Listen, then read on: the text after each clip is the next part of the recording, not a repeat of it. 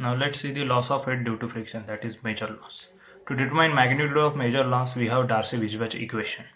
So we are going to derive expression for Darcy-Weisbach equation. So for that, consider a uniform horizontal pipe having steady flow. Consider a fluid flow between section 1,1 and section 2,2. Let A be the cross-sectional area of flow, L be the length between section 1,1 and section 2,2, D be the diameter of this pipe, P1 and P2 are the pressure intensities at section 1,1 and section 2,2 respectively. V1 and V2 be the velocities at section 1,1 and section 2,2. Now both these section 1 and 2, they are situated at the same distance from given data.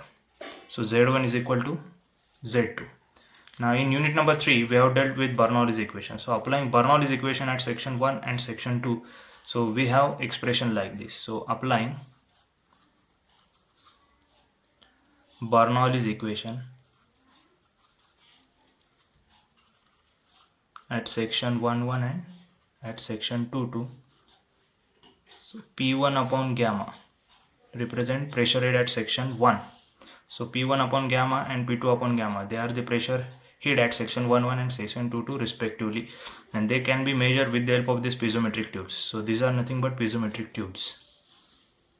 Plus velocity head V1 square upon 2g at section 1 plus Z1 is equal to P2 upon gamma plus V2 square upon 2g plus Z2 plus head loss due to friction. Now we will consider it as HF. Now as Z1 is equal to Z2, so cancelling this term. Again velocity of flow at section 1 and section 2,2 are same. So therefore cancelling velocity heads also. So after cancelling similar terms, we have expression like this: P1 upon gamma minus P2 upon gamma is equal to HF. So that is P1 minus P2 is equal to gamma HF. Now call this as equation 1. Now as velocity of flow is constant from section 1,1 and section 2,2, the sum of forces in the direction of motion is 0, and that sum of forces is equal to pressure force at section 1, that is P1A, minus P2A, that is pressure force at section 2. So that is equal to P1 minus P2 into A. Now call this as equation 2.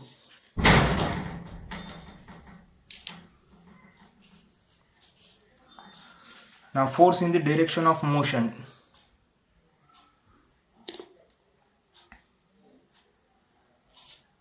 is P1 minus P2 into A. Now experimentally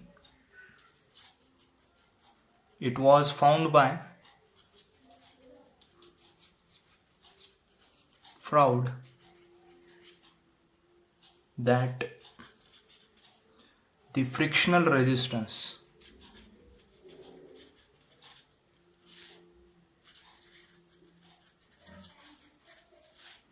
is F is equal to frictional resistance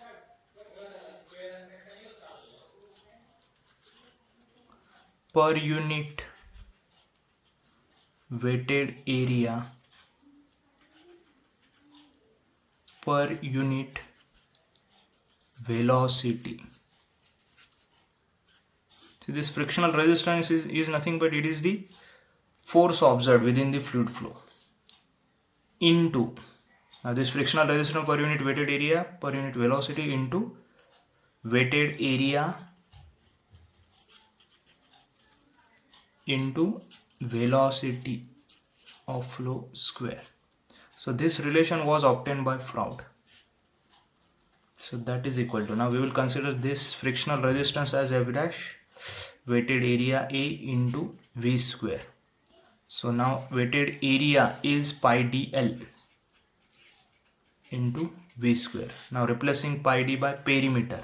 So since perimeter is equal to pi d, so we have F dash into PL into V square. So equation 2